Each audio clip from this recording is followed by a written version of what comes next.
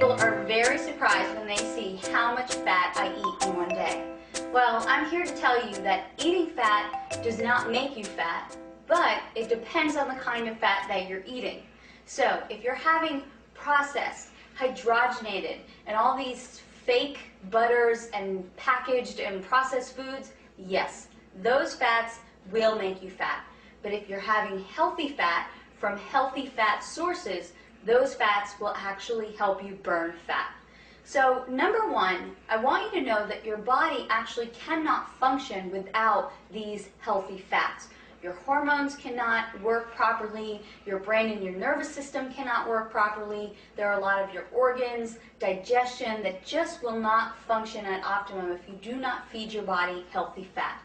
So before I get into these fat sources, I want to talk about the fats that everyone should stay away from. First and foremost, hydrogenated oils. These are really just some chemical concoction that a chemist made in a laboratory to put into packaged foods. Read your labels, and if you see hydrogenated oil, stay away from it at all costs. The other kind of fat I want you to stay away from are margarine and these fake butter products that are out on the market. People think these things are better, but they're not, because they're so infused with chemicals and they're actually man-made. There's nothing natural about them. There's also a lot of vegetable oils that are very harmful, like canola oil. And I know a lot of people use canola oil for cooking, and there are really other more natural sources of fat that you can use for cooking that are much, much healthier. So those are the fats that you want to stay away from. Now, the fats that you want to include in your daily diet will come from things like organic whole eggs, organic grass-fed meats, natural and raw nut butters and nuts, olive oil, coconut oil, and natural butter. Now, I know what you're thinking. Coconut oil, butter, meat, those things have tons of saturated fat. Am I going to get heart disease? No. And I actually am so passionate about that topic that I've created a separate video, The Truth Behind Saturated Fat. So I really suggest that you watch that to clear up any misconceptions you have about saturated fat. But for now, let's get back to the healthy sources of fat you want to have in a day.